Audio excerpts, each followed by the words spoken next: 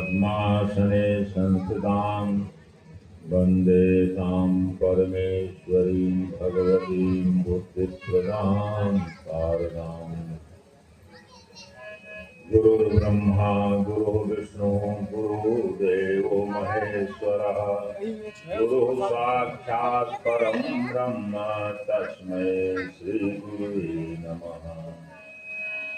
अखण्डमण्डलाकारं व्याप्तं येन चराचरं तत्पदं दर्शितं येन तस्मै श्रीगुरुवे नमः। वंशी विभूषितकरान्नवनीरदाभात् पीताम्बरातरुणबिम्बफलाधरोष्ठात् पूर्णेन्दुसुन्दरमुखादरविन्दनेत्रात् कृष्णात् परं किमपि तत्त्वमहं न जाने।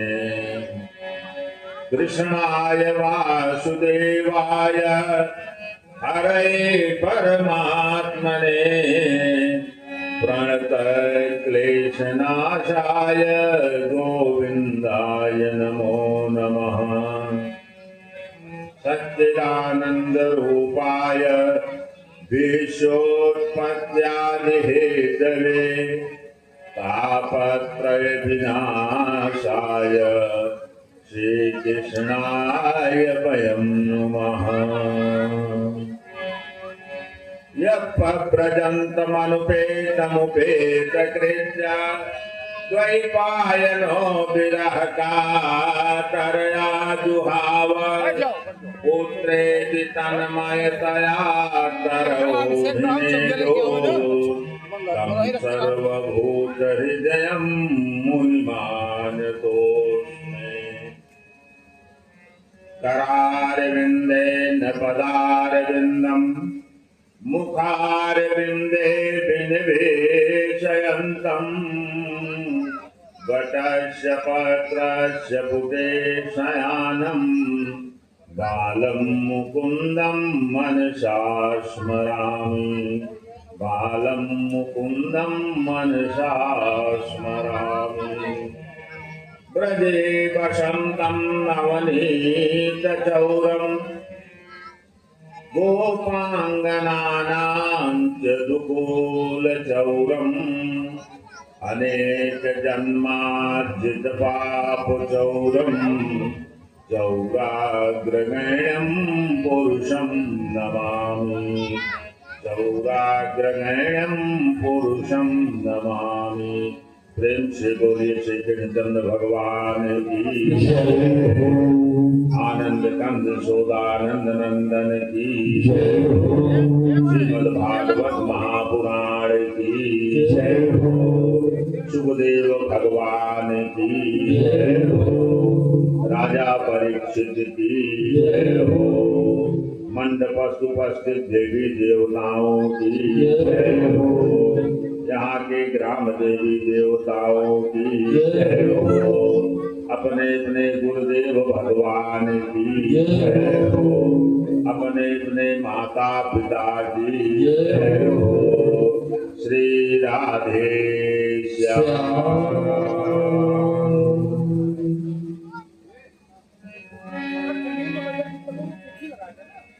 आज शुक्ला परिवार में द्वितीय ज्ञान यज्ञ हो रहा है।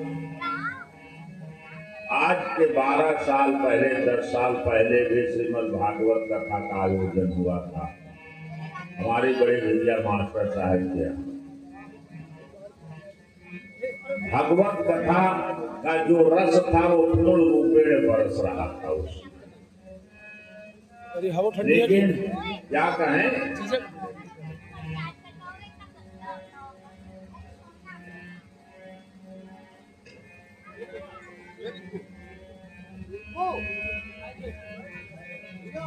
उस समय और इस समय में एक अभाव।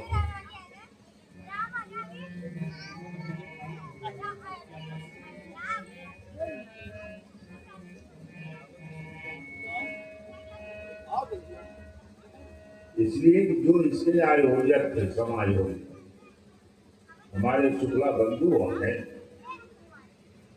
एक अभाव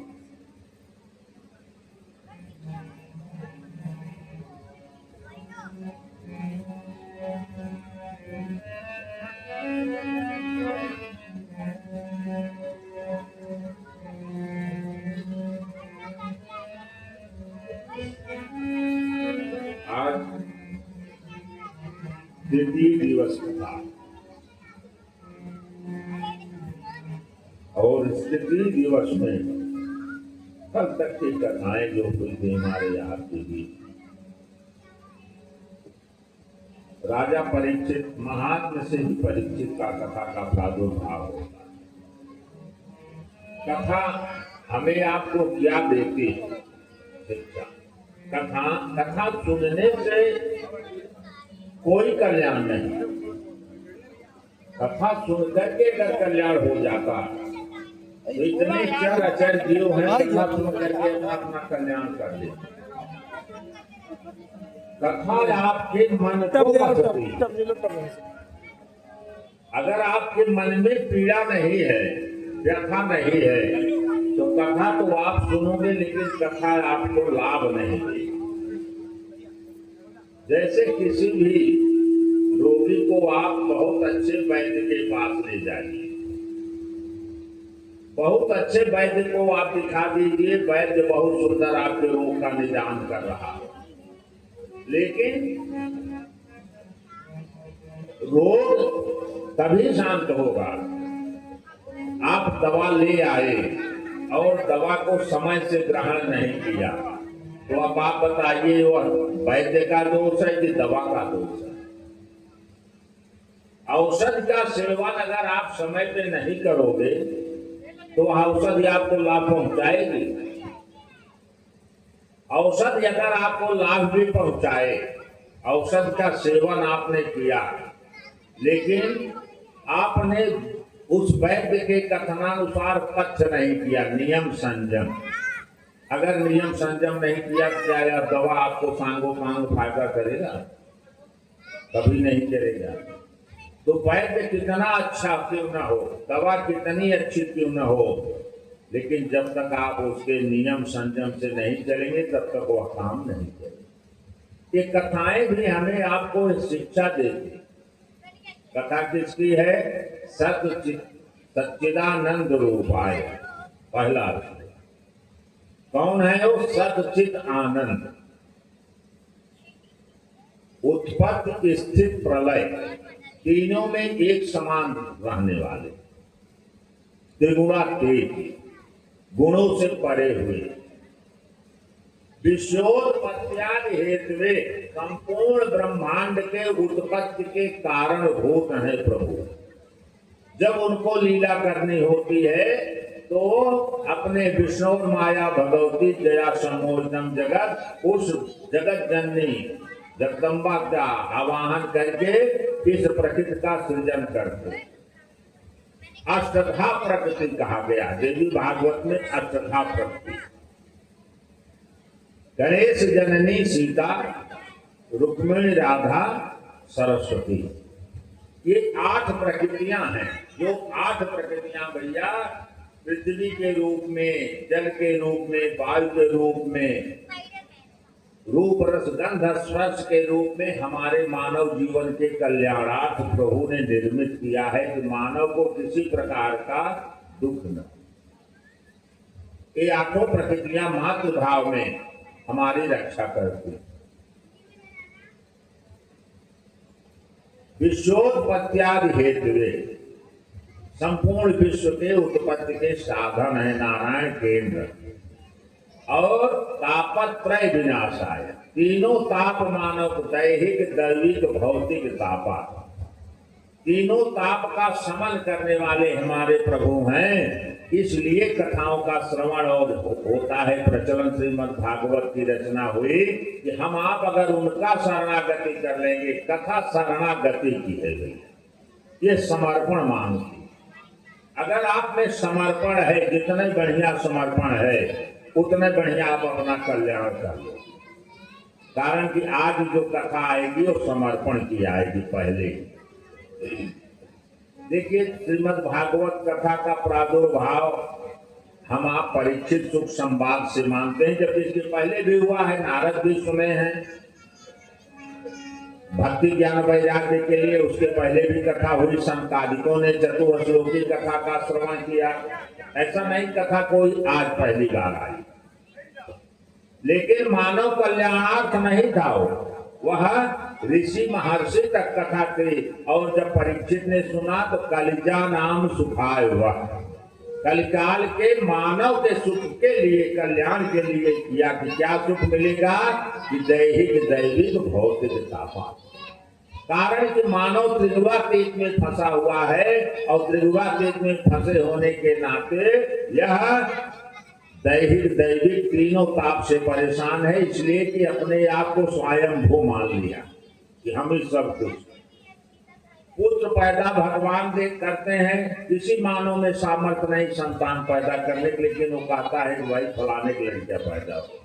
जो किया वो अपने को निष्प्रिय रखता है। क्यों रखता है? कि आप मेरा अनुसरण कीजिए। हम आप क्या करते हैं? अनुकरण करते हैं। अनुकरण का मतलब होता है, आप लोग जानते हैं, मास्टर भैया बैठा है, नकल करो।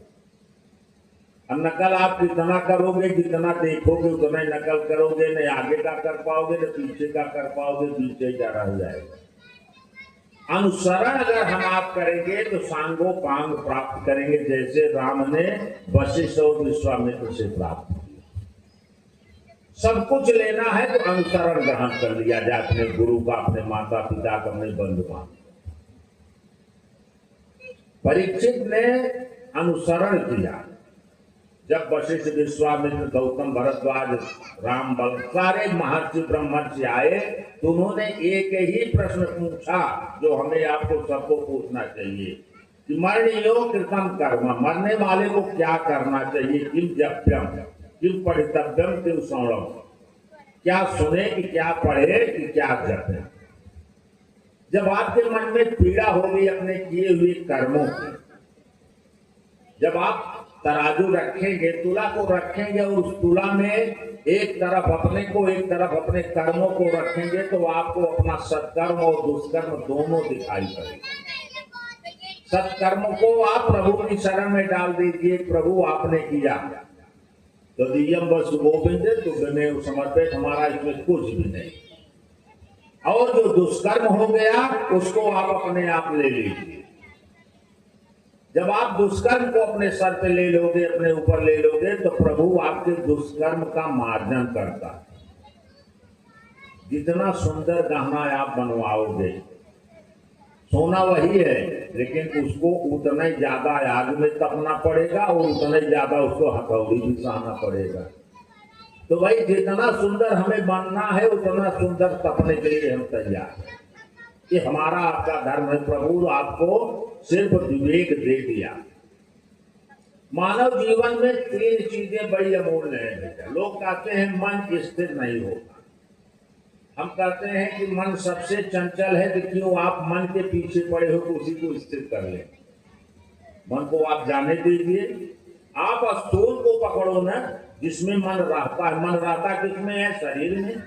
आप स्थूल को पकड़ लो, सूक्ष्म को छोड़ दो। कारण जिस युग में हम आप रह रहे हैं ने बड़ा सुंदर युग है। कारण कि हर युग की व्यवस्थाएं थी। कृते तो ध्यायते विष्णु त्रेतायाम जजतो मखः द्वापरे परिचर्यायाम कलौ तद हरि कीर्तनात्। जो हजारों हजार वर्ष तप करने से प्राप्त होता था सतयुग में, वह एक बार भगवान नाम लेने से मानव का कल्याण हो जाता। त्रेता में यज्ञ यज्ञाति का समेत यज्ञ, वाजपेयी यज्ञ सब होता था। पुत्रेश यज्ञ, उसका फल हमें आपको यहाँ थोड़ी देर भजन करने से मिला। द्वापरे परिचर्यायाम, द्वापर में परिचर्या थी, सेवा भाव थी। गोपियां कहीं वेद शास्त्र गुरु को नहीं पकड़ा था, सेवा भाव पकड़ा। तो हमें आपको क्या करना चाहिए कि जैसे जैसे कम हुआ, हमारा यज्ञ क्या है? पितृयज्ञ। देव यज्ञ, हम जीते जी पिता माता की सेवा कर लिया, मेरा यज्ञ जीवन सफल हो गया, इसलिए कि संपूर्ण जीवन उन्हीं के रक्त से पैदा हुआ है, पला बाहर उनकी सेवा कर लिए, हम यज्ञ कर लिए, अतिथि की सेवा कर लिए, हम यज्ञ कर लिए, घर आए हुए हर प्राणी की सेवा कर लिया, यही हमारा यज्ञ है भैया, यही हमारी सेवा। अततव हर कीर्तनाम, किसी को भी आप प्रणाम कर लिए, अगर आप प्रणाम कर लिए तो वह कितना भी बड़ा व्यक्ति क्यों नहीं होगा, स्वतः जैसे कितना भी कुछ हो, सज्जन को कुछ खोजना नहीं पड़ता, सब कुछ पहुंच जाता है, उसी तरह से हम आप प्रणाम नहीं किए कि आशीर्वाद अपने आप हमारे आपके पास पहुंच जाता है। श्रीमद् भागवत कथा हमें आपको सिर्फ जीने का तरीका नहीं सिखाती भैया, जीने का तरीका रामायण सिखाती है, मरने का तरीका श्रीमद् भागवत। मरने वाले को भागवत सुनना चाहिए। अब भैया यहाँ जो पैदा हुआ मरना नहीं चाहता, उसको कभी भूल के भागवत नहीं सुनना चाहिए। इसलिए कि घरों को जंगेले मत मिलाओ, द्रव्य भी खर्च करो, समय भी खर्च करो, तुमको मिलेगा कुछ नहीं। हम मरने के लिए तैयार हो तो आज से ही रेडी हो जाओ, यह जगत जो है मिथ्या स्वरूप है, और आने वाले को समर्पित करके अपने आप को विलय कर लो। घर में रहिए आप, घर किसका है, आने वाले पुत्र का, आने वाले पौत्र का है, खेती किसका है, उसका है, गैया किसकी है, उसकी है, जो कुछ मिल गया हमें। पुत्र अगर मान देता है तो अपना धर्म बचाएगा, और अपमान करता है तो अपना धर्म गंवा रहा है, हमारा धर्म नहीं गंवा रहा। हमको समभाव रखना चाहिए। राजा परीक्षित ने भी क्या किया भैया, प्रायश्चित किया, मनसा ग्लान किया कि हमारे द्वारा ब्राह्मण का अपमान हो। अगर राजा परीक्षित को यह न भान होता कि हमने अपराध किया, राजा है उसको क्या अपराध से मतलब, उसको अपराध बोध हुआ, पाप बोध हुआ, उसका कल्याण हो गया, कथा मिल गई। दूसरे स्कंद में महाराज व्यास जी को पाप बोध था कि हमने पाप किया, गर्हित कर्म क्या किया कि पुत्र वधु नाम तुलंघनाए, पुत्र वधुओं के साथ हमने माता के आदेश से संपर्क किया, संतानोत्पत्ति किया। मैं ऋषि हूं, मुझे ऐसा नहीं करना चाहिए। श्रीमद् भागवत कथा नारायण के द्वारा नारद ने आके चतुर्श्लोकी बता दिया, श्रीमद् भागवत की रचना करो।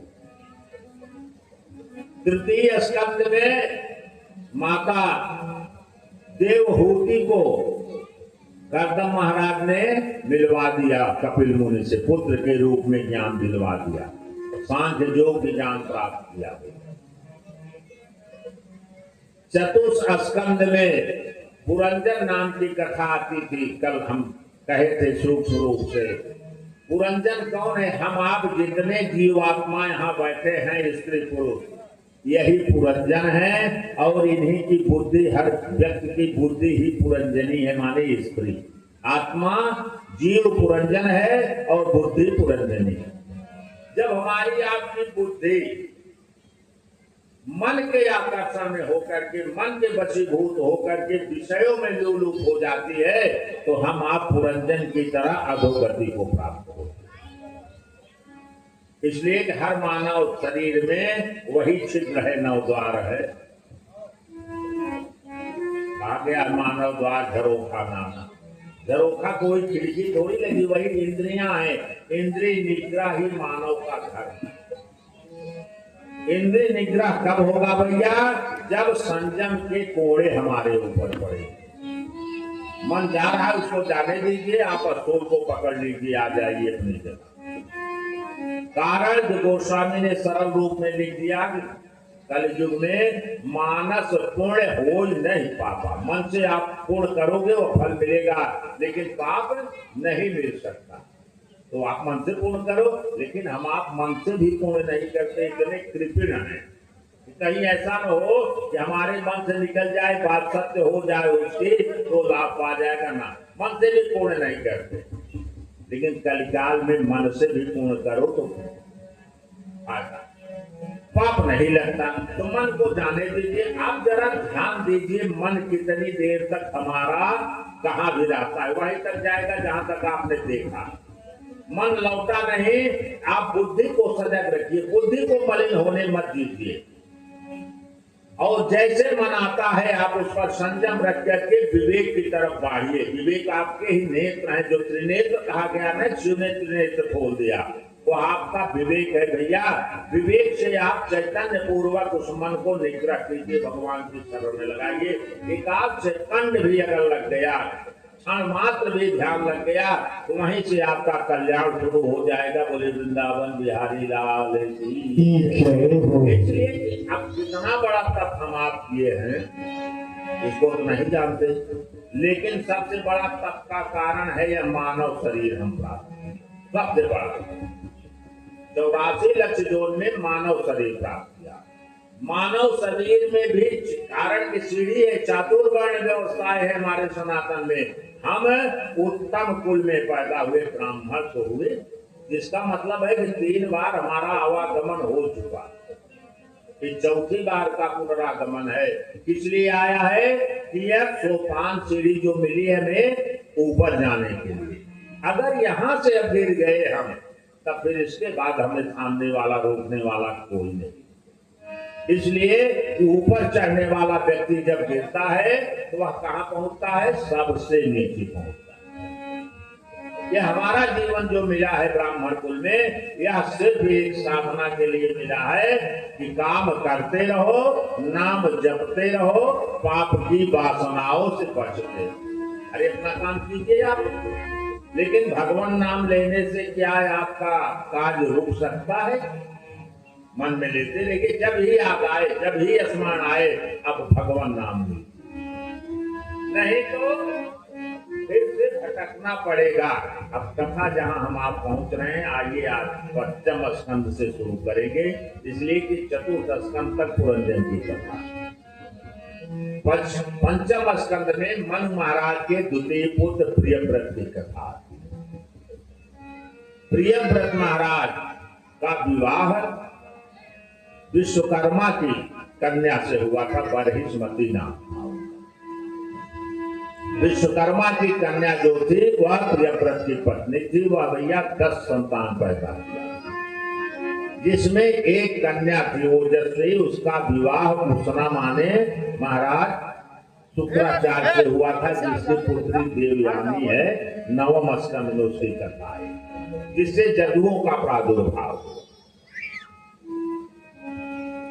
9 पुत्र थे भैया, जिसमें 2 पुत्र कवि और अंतरिक्ष, ये वैराग्य ले लिया। ऊर्ध्वरेतसः वैराग्य ले लिया। 7 पुत्र उनके बचे थे। 7 पुत्रों में भैया आग्नेय, जिह्व, इद्म इत्यादि करके जो 7 पुत्र थे, इनमें आग्नेय को राजा बनाया गया। प्रियव्रत महाराज नारद से मंत्र दीक्षा लिया था और भगवान विष्णु के अनन्य भक्त थे। नारायण की कृपा से, नारायण की प्रेरणा से नारद ने इनको ज्ञान दिया और इतना तप किया प्रियव्रत ने भैया कि सप्तदीपवती मही जो आप हम देख रहे हैं, इसको प्रियव्रत ने विभाजित किया और 7 द्वीप का विभाजन करके 7 द्वीपों पे समुद्र का आवाहन किया भैया उन्होंने। और 7 द्वीपों का नाम रखा जहां हम आप हैं, यह जम्बू द्वीप। हम आप जम्बू द्वीप में हैं। सालमली द्वीप, कौंच द्वीप, कुश द्वीप, इस तरह से 7 द्वीपों का नाम रखा और 7 द्वीपों में अपने 7 पुत्रों को स्थापित कर दिया महाराज प्रियव्रत। और स्थापित करने के बाद तुरंत वानप्रस्थ चले गए। बोले वृंदावन बिहारी लाल की जय। हम आप क्या करते हैं? अरे भाई आप सब सुबुद्ध हैं, पढ़े हैं, जानते भी हैं कि जायते खोड़ से वर्ष पुत्रम मित्रम समाचरे। 16 वर्ष का पुत्र हो जाता है तो मित्रवत संबंध कर लेना चाहिए। जब हम आप 70 साल के होते हैं तो बाप बनने की इच्छा होती है। तो बताइए कि किसका गर्दन टेढ़ा होगा? वो जो मित्र बनाया 16वें वर्ष, जो 70 वर्ष में बाप बन रहा है उसका, तो भैया उसका साधन तो हम ही बनाते हैं, नहीं पुत्र से मार खाएं। अरे मित्रवत संबंध कर लो भाई। वह अपने घर को फूंक रहा है तो आप माचिस लिए पहले खड़े रहो, बेटा पहले डालो तेल तब जलाओ माचिस, इसलिए कि अब हम तो चल रहे हैं तुम भी डालो पेड़ के नीचे। देखिए कभी नहीं जाएगा वो आपसे होशियार है। हम आप स्वतः अपने धर्म से विमुख होते हैं। जिस कार्य को हम प्रथमे नर्चितो विद्या द्वितीय नर्चितम धर्म तृतीय नर्चितम धर्मम चतुर्थे किम करिष्यत्, तो हम क्यों उसके बाद उस पर विचार करें भाई। फिर हम अपना ये भी तो सोचेंगे ना, यहाँ आने के लिए कितना पाथे गठियाया था भाई। ये घर मिला, परिवार मिला, पत्नी मिला, पुत्र मिला, पशु मिले, इष्ट मिले, मित्र मिले, ये तब मिले ना, नहीं तो जंगल में एकदम राक्षस होकर रहते। इतना अगर समाज मिला तो मेरे तप का प्रभाव। पुनः हम ऐसा करें कि न ऊपर जा सके तो यह मेरा समाज पुनः मुझे प्राप्त आऊं तो मैं इसी कुल में आऊं, धर्म करूं इसलिए कि इस कुल में हमको आना। तो पाथे तो होगा। बॉम्बे जाने के लिए तो पूरी सब्जी बनाते हैं आप, चार ढक्कन नहीं तो फिर भाई जो पैसे वाले हैं वो मंगाते रहते हैं अपना। लेकिन आप सोचिए जो अनंत दिगंत जाना है, इसलिए कथाएं तो अनंत हैं और यह जीवन भी अनंत है। आवागमन से मुक्त नहीं हो सकता, यह अनंत यात्रा है इसकी। तो अनंत यात्रा के लिए हमने क्या किया इस जीवन में अपने अंतिम चरण में, तो कम से कम चौथे पन में तो छोड़ दें। है पुत्र क्या लेगा वही, बिगाड़ेगा वही, बनाएगा वही। प्रियव्रत ने भी यही विचार किया कि हमने अपना कर्म निर्वहन कर लिया, अपना धर्म निर्वहन कर लिया, पुत्र हमारे योग्य हो गए, इसलिए इनको राज सिंहासन दे करके हम चले जाएंगे। हमारे आपके यहाँ सनातन धर्म में सिंहासन छीनने का नियम नहीं था, सिंहासन छोड़ने का नियम था। आज बच्चे सिंहासन छोड़ना चाहते हैं। अब आज एक कलिकाल है, इसलिए कि कलिकाल का स्वरूप ही है भैया दीवान शासुरतांगता। असुरता को लोग प्राप्त हो रहे हैं। असुरता में सबसे पहले काम क्या करते हैं कि नहीं माने मातु पिता यह देवा, पहला विरोध यही हो जाता। पुत्र कभी नहीं सोचता अपने मन में कि अगर मैं पिता को राजा बना दूंगा तो मैं युवराज बन जाऊंगा। जब पिता राजा रहेगा तभी तो युवराज बनाएगा।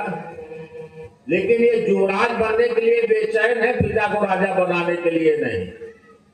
पहले पिता को राजा बनाओ, अपने आप युवराज बन जाओगे, तुम राजकुमार बन जाओगे। महाराज प्रियव्रत ने अपने 7 पुत्रों को राज्य दिया और स्वतः चले गए अपनी पत्नी को लेकर के तप करने के लिए। यह गृहस्थ आश्रम हमारा आपका भैया तपस्थली। इन्हीं प्रियव्रत के आधनीज नाम का राजा हुए, जिनका विवाह पूर्वचित्ती अप्सरा से होता है। पूर्वचित्ती अप्सरा से होता है जिनके नीम राजा हुए, नीम जिसको हम आता है। उन्हीं नीम के पुत्र नहीं हुए थे, उन्होंने संतान के लिए यज्ञ किया, पुत्रेष्ठ यज्ञ किया। नेम इनके 100 पुत्र हुए थे। भरतो नाम ज्येष्ठो राजा, जिनमें सबसे बड़ा भरत था जी। 100 भाई 99 छोटे थे। उन्होंने भारत को राज्य तिलक दिया और इनके पुत्र ने इनके जो थे भैया वो ऋषभ देव। ऋषभ देव का नाम आप लोगों ने सुना होगा, जो नारायण के अंशावतार। ऋषभ देव ने ही जैन धर्म का प्रवर्तन किया, आज गुरु माने जाते हैं। अब भागवत में जो आचरण उन्होंने वानप्रस्थ में लिया था, वही आचरण आज जैन धर्म में दोनों दिगंबर और श्वेतांबर दोनों लोग अपनाते। वही आचरण है जो भागवत में वर्णन है किस तरह से रहते। इसका उदाहरण में कोंकण वेंकट माने दक्षिण भारत में ही इसका प्रचार प्रसार। अब क्वचित क्वचित गुजराए थे, थोड़ा थोड़ा गुजरा। यही 3 प्रांत में यह था। इसके आदिकर्ता ऋषभ देव थे, उनके पुत्रों में भरत जी राज्य दे दिया और चले गए। भरत का भी समय आया। एक कथाएं जो विस्तृत दी गई है, इसका एक मूल कारण है कि हमें आपको कहीं से भी, किसी कथा से भी थोड़ा ज्ञान मिलता है। भरत महाराज भी अपने राजकाज को सांगोपांग दुरुस्त किया और चतुर्थपन आते आते राज्य का परित्याग कर दिया। राज्य का परित्याग करके वानप्रस्थ ग्रहण कर लिया भैया, और जंगल में चले आए, तप करने लगे। जब तप करने लगे तो भरत जी प्रतापी राजा थे। भागवत के अनुसार भारतवर्ष उन्हीं के नाम से पड़ा है। कुछ लोग शांत उनके लड़के से भरत का मानते हैं, लेकिन भागवत में भी ये वर्णन है कि भारतवर्ष का नाम उन्हीं के नाम से पड़ा। भरत जी बड़े तपस्वी थे भैया। एक दिन देखिए भगवत कृपा क्या होती है कि ब्रह्म नद्याम गतिं गत्वा, ब्रह्म नद नाम की नदी थे, जिसे चक्रवर्ती, चक्रवर्ती माने चारों तरफ पहाड़ से घिरी रही घूम के बहती। उस चक्रवर्ती नदी में वो स्नान करते थे, संध्या तर्पण करते थे, भगवत भजन करते थे, गायत्री जपते थे, तब आते थे। ये उनका पूरे जीवन का नियम था भरत जी का। एक दिन का है तो गति है तो घटना क्या घटती है। एकदम पिपासिताम हरिणी, एक समय की घटना है कि प्यासी हुई हरिणी, हिरणी पिपासिता थी और सगर्भवती, वह गर्भ से थी भैया। जोनित गलिताम, जोन माने सद्य प्रसूता थी, सद्य संतान होने वाला था। वह जल पीने के लिए नदी में आई, जिस नदी में महाराज भरत जी पूजा कर रहे, ध्यान कर रहे। जैसे वह पानी पीने के लिए नीचे उतरी, पानी पीना शुरू किया, उस पहाड़ी के ऊपर आठवीं पे भैया एक सिंह गर्जा बड़ी जोर से। तो आप कुएं में आवाज लगाइए तो कुएं की आवाज वही सुनाई पड़ती जैसे कोई अंदर ही बोल रहा। हिरणी ने सुना सिंह की आवाज, तो उसको यह महसूस हुआ कि यह सिंह मेरे पीछे कूद पड़ा। तो वह भी अपने गर्भ की जिस तरह से उतरा ने क्या किया था, उसने कहा था भगवान से ना कि प्रभु गर्भों में निपातता, मेरे गर्भ का पतन करा रहा है, इसकी रक्षा कीजिए। अपनी रक्षा के लिए वो नहीं माने, भगवान से गर्भ की रक्षा के लिए निवेदन किया।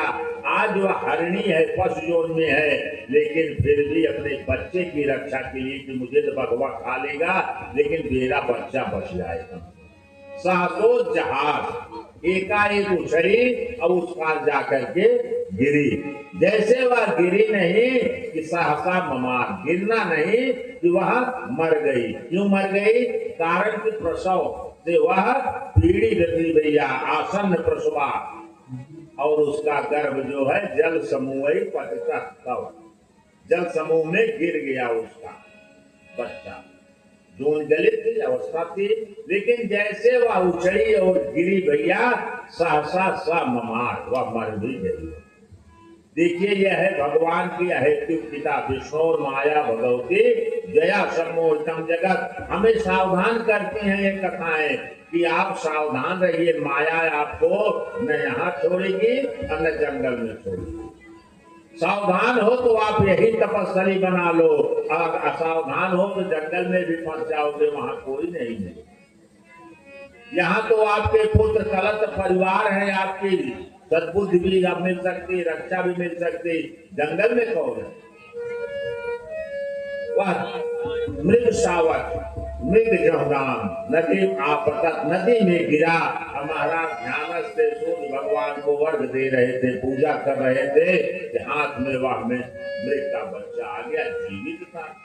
अब भरत ने देखा मृग के बच्चे को, देखते ही अब ये सोचने लगे कि इसको रखूं कहाँ, यहाँ रखूं या पूजा करूं।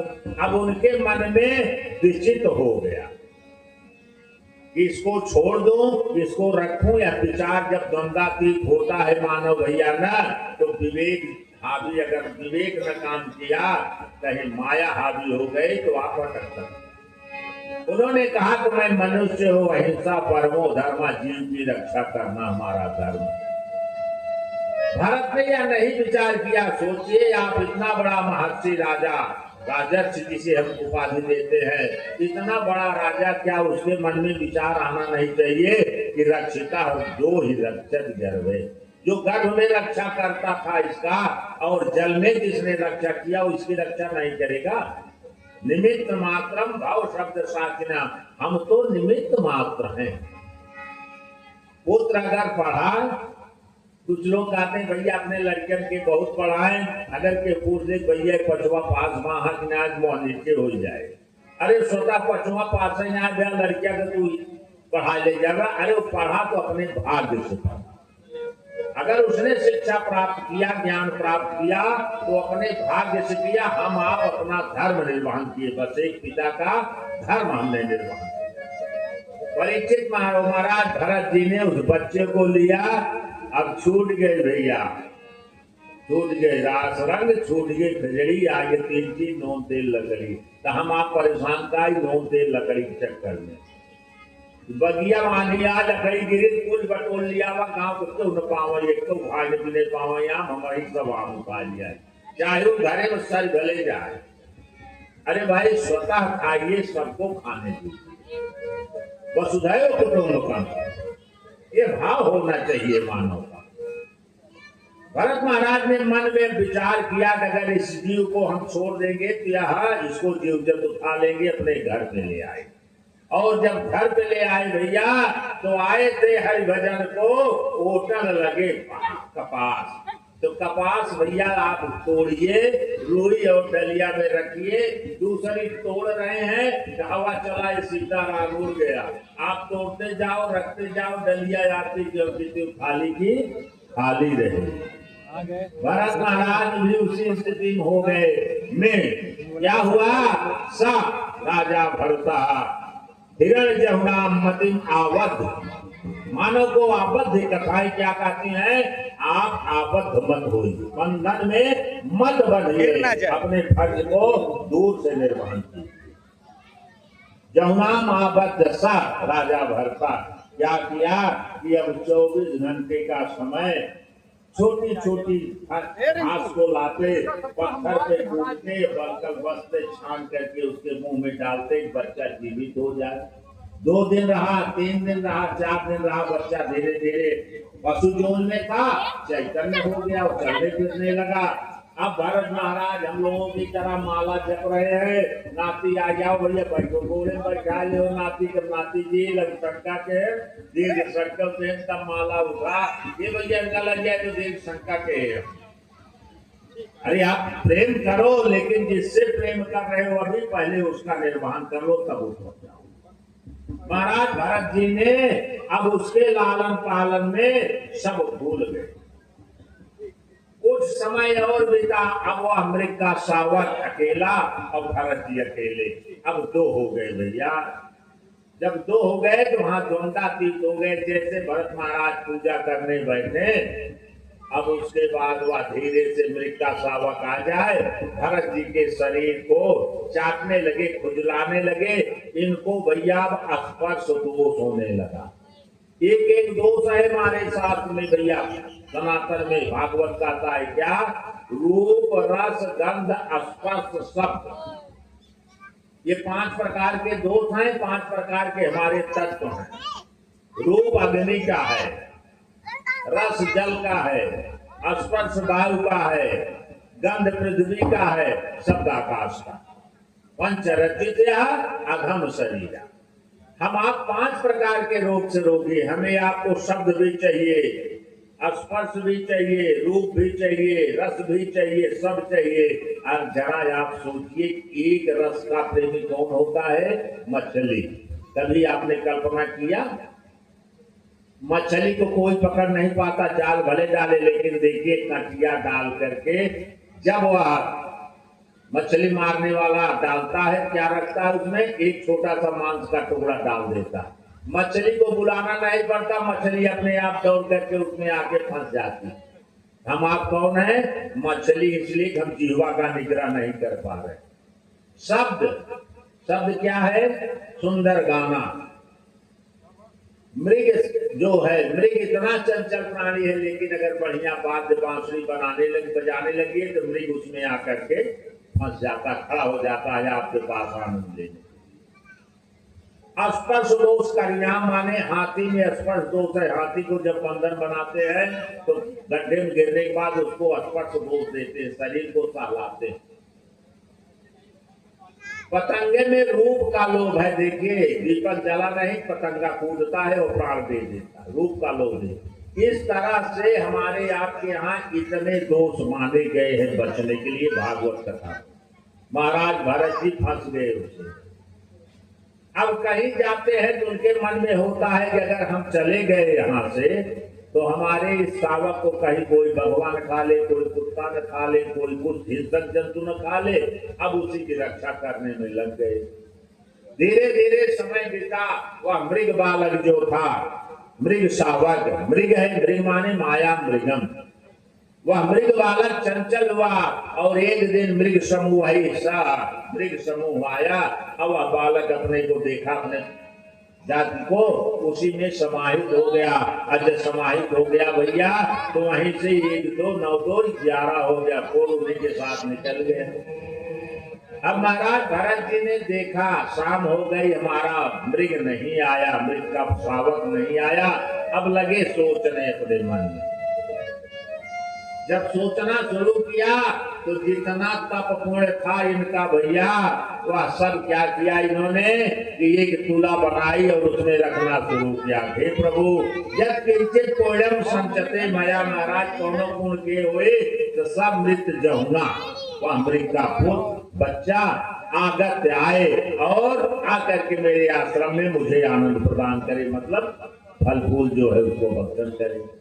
यही सोचते सोचते भरत महाराज कई दिन अन्न जल का त्याग कर दिया। मृग का बच्चा कहीं नहीं मिलेगी, इसलिए माया तो नहीं मिल सकती न। जो मिलने वाले हैं राम वो भी चले गए, इसलिए कि हम आप माया खोज रहे हैं तो राम मिलेंगे कहां से? द्वंद्वातीत हुए भरत जी। और भैया समय आ गया उसका कारण कि ये तो निश्चित है ना, भागवत कथा मरने वाले की, ये जीने वाले की नहीं, मरने वाले की है। और जो इसको साध लेगा उसका सब सद जाएगा भैया। एक ही साधे सब सदै, सब साधे सब। भरत महाराज ने देखा समय आया, सकाल कराल आरभत। कारण पंचम स्कंद टोटल जो है भैया गद्य है, वहां पर देखो वो श्लोक में लिखा, गद्य में लिखा गया, बहुत क्लियर। काल कलाल उनका आकर के पहुंच गया, काल आ गया, समय पे आ गया। काल आया तो क्यों, सबका आएगा। लेकिन अब भरत जी का क्या था कि समतिम मित्र, समतिम मृग जहुनाम आवत, वो मृग के शावक को खोज रहे थे। मति उनकी मृग के शावक में लगी थी, इसलिए अंतेर मति जस सा गति, अंत में जैसी मति होती है वैसी गति होती है। वो मृग की चिंता कर रहे थे, उनको क्या मिला? मृग कलेवरम सा आवत। जो खोजेगा मानव उसको वही मिलेगा। मृग का कलेवर प्राप्त कर लिया। जब मृग का कलेवर प्राप्त किया तब भरत जी सोचने लगे कि अब लो नसानी, अब ना नसैयो, राम कृपा भव निशा सिरानी, जागे पुण्य दसैयो तो भोल हो। मृग शावक होने के बाद भरत जी की चेतना नहीं गई, इसलिए तप किया। जन्मांतरे भय पुण्यम, आज का पुण्य नहीं है भैया के शायद भागवत की कथा सुनना, ये जन्मांतर का पुण्य है। अगर मैं कथा सुना रहा हूं तो मेरा कई जन्म का पुण्य है, तब इस कथा को कहने का नारायण ने कृपा किया हमारे। बिना उनकी कृपा के जन्मांतर के पुण्य से, और जन्मांतर का मतलब क्या होता है? प्रलय, प्रलयांतर, मन, मनवांतर। कितने कल्प तक हम शरीर धारण किए इसको तो प्रभु ही जान सकता है, हम आप नहीं जान सकते। जन्म जन्म लव अगर हमारी बड़े समुन तो जैसा जब अगर होता है मानव का, तब भागवत में महाराज भरत जी भी मृग जोन प्राप्त किया, छोड़ दिया संगत से। संसर्ग जा दोष गुणा भवंती, संसर्ग से गुण और दोष दोनों उत्पन्न होते हैं।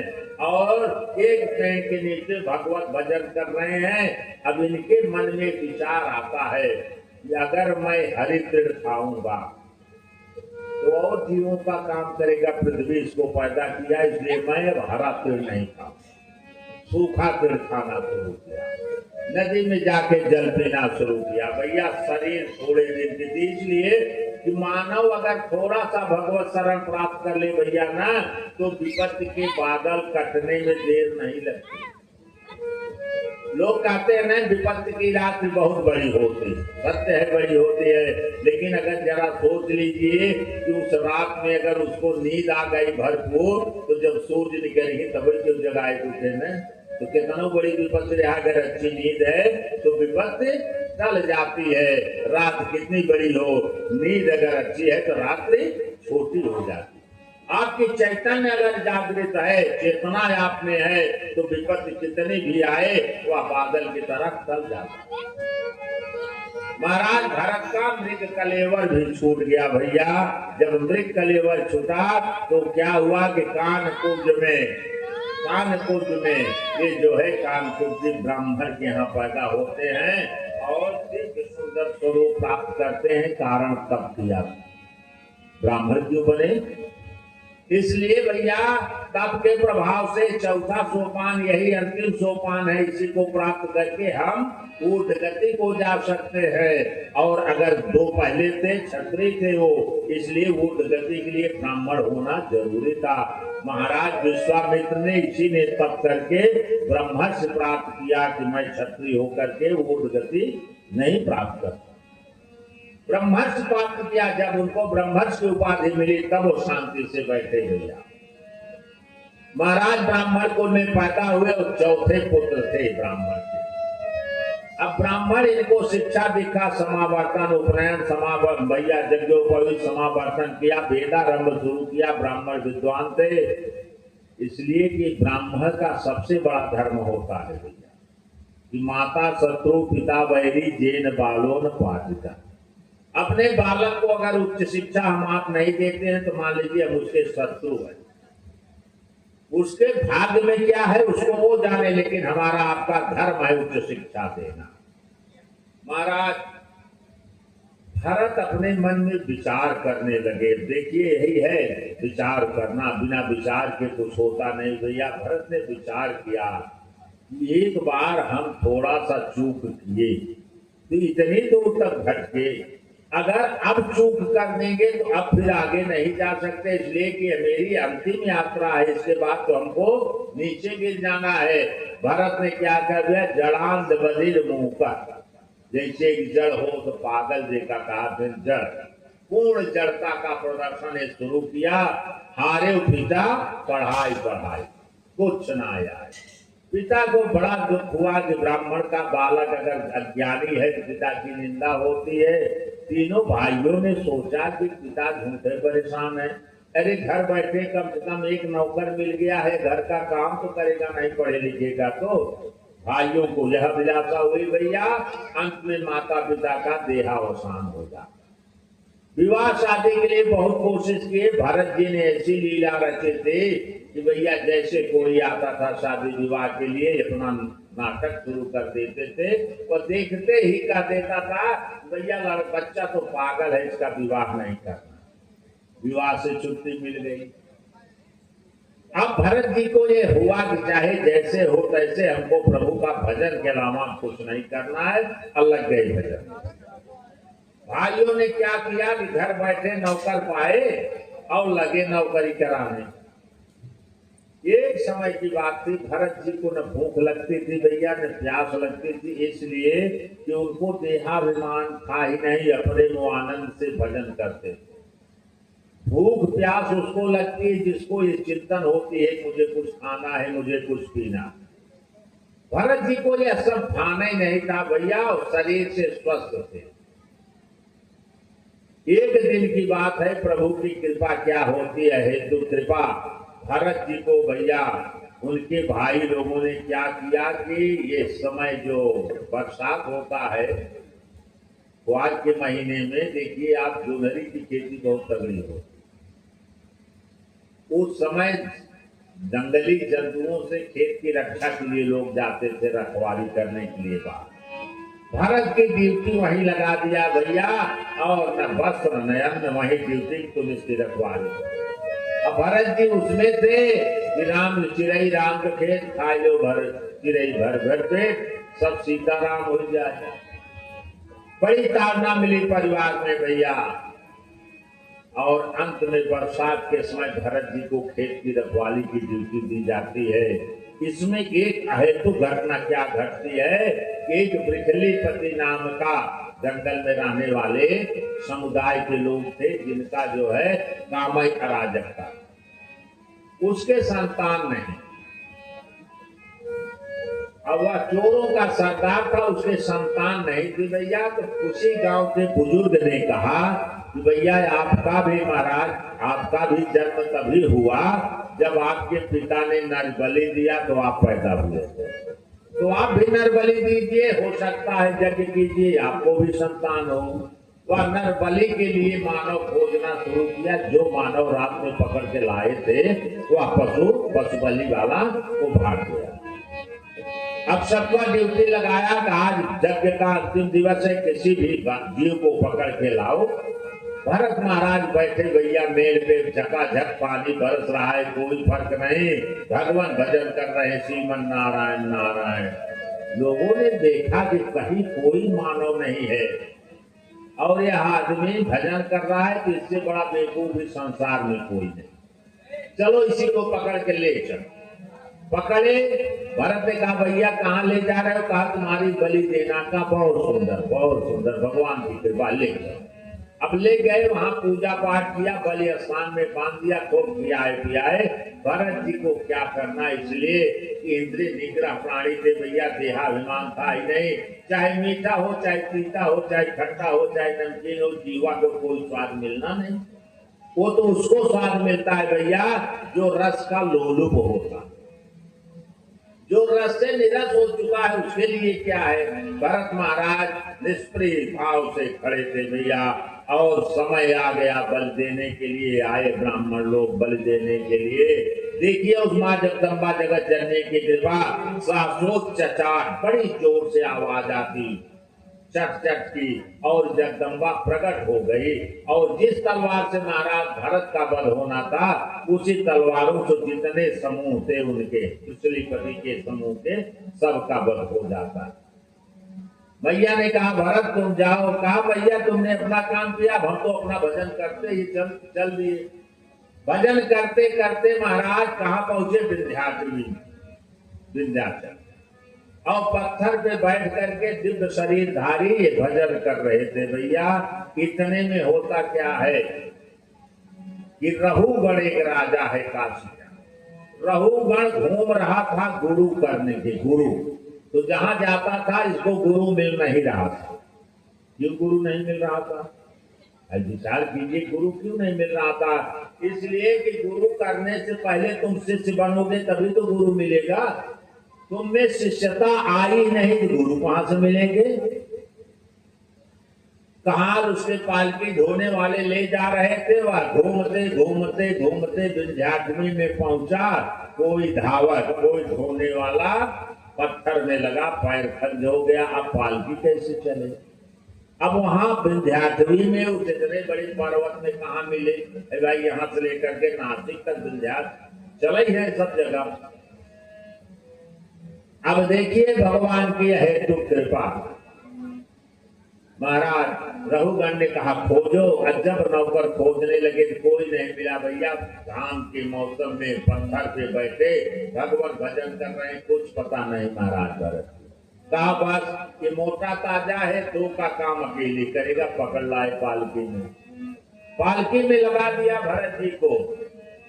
और जब भरत जी को लगा दिया तो निष्क्रिय भाव से भरत जी कोई काम क्रोध मोह लोभ नहीं, इसलिए कि जीवन जिस कर्म में प्रभु लगाएगा वही जाएगा। जब तक मेरा भोग गुण नहीं होगा तब तक हमें नाना प्रकार की यातनाएं भी मिले तो हमें प्रभु की इच्छा मान करके सहन करना, इसी को समत्व कहते हैं। हिंसा स्वपापेन विहंसिता साधु समत्वेन भयात् विमुच्यते। भय नहीं करना चाहिए, समत्व रखना चाहिए, प्रभु की कृपा मान करके उसको भोग लेना। महाराज रहुगण पालकी में बैठा, भरत जी को लगा दिया। जब भरत जी चले तो भाई अभी तो बिना आदत के, बिना जान पहचान, भाई वो क्या जाने पालकी कैसे चलता। बीच में जो भी जीव जंतु मिलता था भरत जी उसका उल्लंघन सा भरता उल्लंघन करे, कहाँ पालकी इधर उधर हो, रहुगण पकड़ के बैठ जा, बड़ा गुस्सा होता था। 3 बार 4 बार हुआ, उसने कहा हो रे धावका, क्यों रे भैया तुम लोग कैसे धो रहे हो। उसने कहा जो भैया पुराना कहा था महाराज, अयम हम न दोषा, हम लोगों का दोष नहीं, संसर्ग जा दोष पूरा बोलते, ये जो नया ढोने वाला लाए हम लोग महाराज, ये सब गड़बड़ कर रहा। रघुगण ने कहा क्यों चिकित्सोसी, क्या तुम्हारी चिकित्सा करें, निदान करें, दवा देना पड़ेगा। भरत जी ने स्त्री भाव से धोते चले जा रहे हैं। पुनः व्यतिक्रम हुआ, रघुगण को बहुत क्रोध आया और वहां क्रोधावेश में भैया महाराज को कहा कि अथा मैं तुरंत इसका निदान करता हूँ, बिना दंड दिए यह नहीं सुधरेगा। रघुगण ने जैसे कहा भैया वैसे भरत महाराज से रहा नहीं गया। उन्होंने कहा रे मूर्ख राजा, किम पिष्टमेवं पिष्ट, अरे मूर्ख, पिस्से को नहीं पीसा जाता, किसान नहीं पीसा जाता है, अन्न पीसा जाता है, हम तो पिसे पिसाए हैं। अरे बाप रे बाप, सुना रघुगण पालकी से कूद पड़ा और कूद करके रघुगण भरत के चरणों पे गिर गया। कहा महाराज आप कौन हो। न हम विशंकेश्वर राजवज्रा, हम महाराज इंद्र के वज्र से नहीं डरा कभी, न त्रिशूलम त्र्यंबकस्य, शिव के त्रिशूल से नहीं डरा, विष्णु चक्रे न तापितम में, विष्णु का चक्र भी मुझे कभी भयभीत नहीं किया। लेकिन ब्रह्म कुलावमाना, ब्राह्मण के कुल के अपमान से मैं डरता था, इसलिए कि ब्राह्मण का अपमान हो गया तो संपूर्ण हमारा नाश हो सकता है। महाराज वह मेरे अज्ञानता के कारण हो गया, मुझे क्षमा कीजिए प्रभु, आप कौन हो। भरत ने देखा, शरणागत ले लिया, बैठा दिया वही पत्थर पे, जो ने अपना बैठा रहे गरम गरम, पहले बैठ करके सिकाई करो। तो बैठ गया रघुगण, जैसे बैठा उछड़ा, अरे कहा मूर्ख रघुगण, तू एक छोटा सा राजा गुरु खोजने चला है। अहम भरतो नाम राजा, मैं कौन हूँ जानते हो, मैं भरत हूँ, राजा भरत हूँ, और आज अपने मूर्खता के कारण इस विंध्याचल में आया हूँ, 3 जोन प्राप्त करके ब्रह्मणत्व हुआ है। गिर पड़ा पैरों पे, कहा महाराज मुझे ज्ञान दीजिए। वहीं रघुगण को बैठा करके भरत ने ज्ञान दिया भैया, और रघुगण गया ही नहीं अपने राज्य में। बोली वृंदावन बिहारी लाल की। फिर इस पंचम स्कंद में भैया जितने पहाड़ हैं, गंगा का प्रादुर्भाव से लेकर के सारी नदियों, मतलब पूरा भूगोल है, तो किस ग्रह से किस ग्रह की कितनी दूरी है सारा निरूपण किया है व्यास महाराज ने। और इन 28 नरकों का सांगोपांग व्याख्या किया है। जितने भी नरक हैं भैया हमारे, इन नरकों की व्याख्या किया है। ये पूरा जो है पंचम स्कंद यहाँ तक चलता है भैया। इसके बाद 27 अध्याय के बाद पुनः अष्टम स्कंद शुरू हो जाता है। बोले वृंदावन बिहारी लाल की जय हो। मिश्रा जी से एक भजन सुन ले, सुनिए आप लोग बोलेंगे, हम लोग बोलेंगे सब। हरे कीर्तन भगवान भजन बोले, प्रेम से मन से बोले। हरि कभी राम बन के, कभी श्याम बन के चले आना, प्रभु जी चले आना। कभी राम बन के, कभी श्याम बन के चले आना, प्रभु जी चले आना। कभी राम बन के, कभी श्याम बन के चले आना, प्रभु जी चले आना। जितने पंडाल में बैठे हैं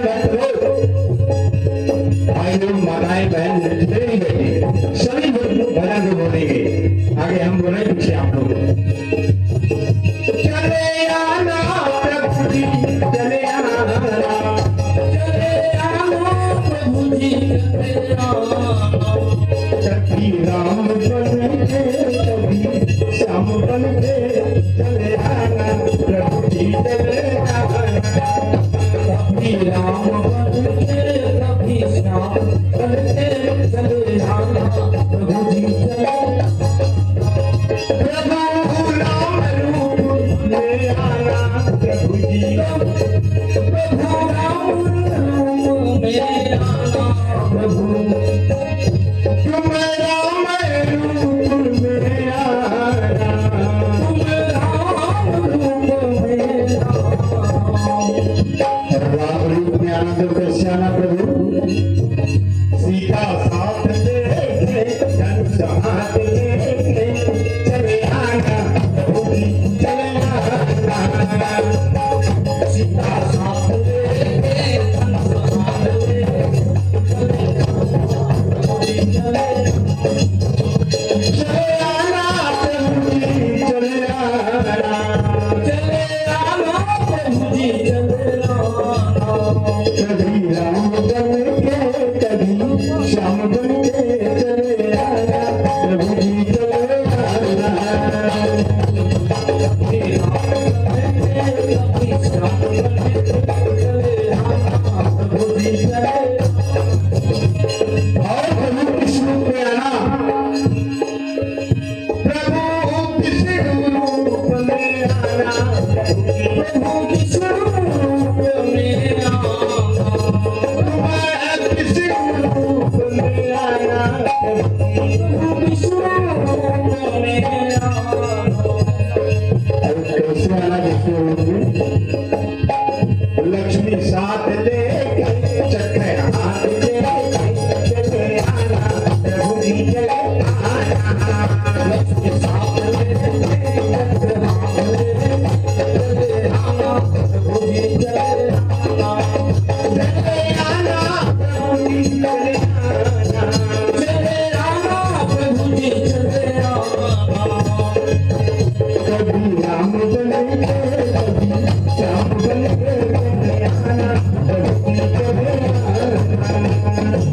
कभी राम बन के कभी श्याम बन के चले आना प्रभु जी चले आना और भगवान और किस रूप में आना प्रभु शिव के रूप में आना प्रभु जी तुम शिव के रूप में आना तुम शिव के रूप में आना प्रभु जी तुम शिव के रूप में आना गंगा साथ लेके जम्मू हाथ लेके चले आना प्रभु जी चले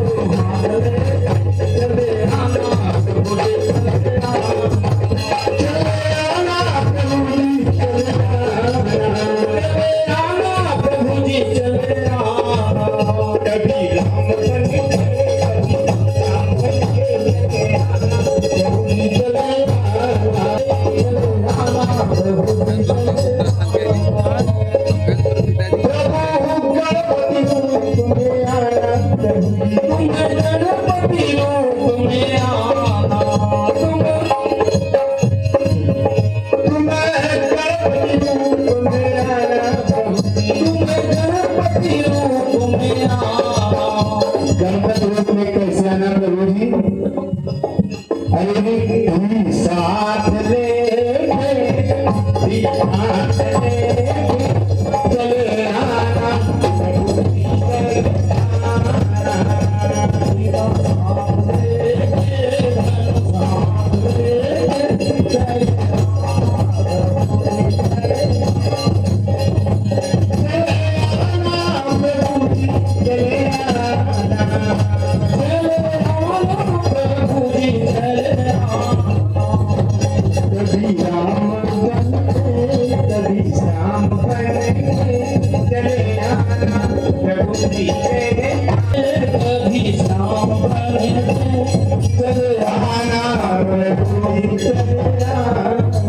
बोले भक्त वत्सल भगवान की जय हो।